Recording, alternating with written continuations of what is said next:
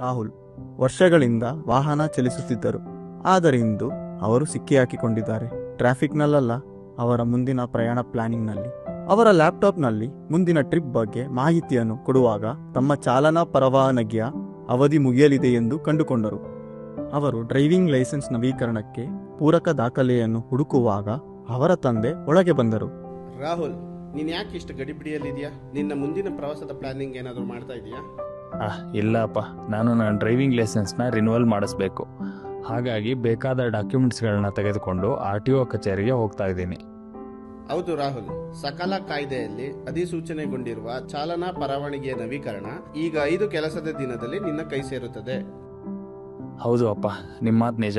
ಸಕಾಲ ಕಾಯ್ದೆಯ ಮೂಲಕ ಭರವಸೆ ನೀಡಿದ ಸಮಯದೊಳಗೆ ನನ್ನ ನವೀಕರಿಸಿದ ಲೈಸೆನ್ಸನ್ನು ಪಡೆಯಬಹುದು. ನೋಡಿ, ನಾನು ನನ್ನ ಆಧಾರ್ ಕಾರ್ಡು ಮತ್ತು ಹಳೆಯ ಪರವಾನಗಿ ಪ್ರತಿಯನ್ನು ಅಪ್ಲೋಡ್ ಮಾಡ್ತೀನಿ. ಕಾಯುವ ಅಗತ್ಯವಿಲ್ಲ, ಮಧ್ಯವರ್ತಿಗಳಿಲ್ಲ. ಶೀಘ್ರದಲ್ಲೇ ನನ್ನ ಪಯಣ ಮತ್ತೆ ಶುರು. ಕಾಲ ಬದಲಾಗಿದೆ. ನಾನು ಇದಕ್ಕಾಗಿ RTO ಕಚೇರಿಯಲ್ಲಿ ದಿನಗಳನ್ನು ಕಳೀತಿದ್ದೆ. ನೀನು ಅದನ್ನ ಕೆಲವೇ ನಿಮಿಷಗಳೇ ಮಾಡಿದ್ಯಾ. ಅಂದರೆ ಈಗ ನಾನು ನನ್ನ ಮುಂದಿನ ಪ್ರವಾಸವನ್ನು ಪ್ಲಾನಿಂಗ್ ಮಾಡಬಹುದು.